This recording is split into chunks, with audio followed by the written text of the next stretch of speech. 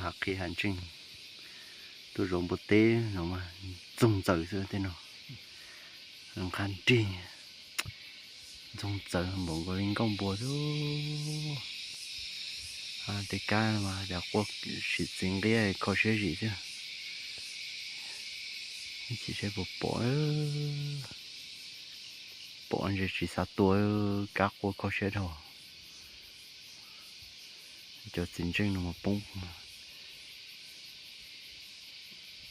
mà non trong giờ số mà nó mà cái bỏ sư xếp chín mông đi chứ ra phát là cày mà cứ cho sang ra phát cày ta nói mồi lá này Đây rồi. Đây rồi. cày nó khá là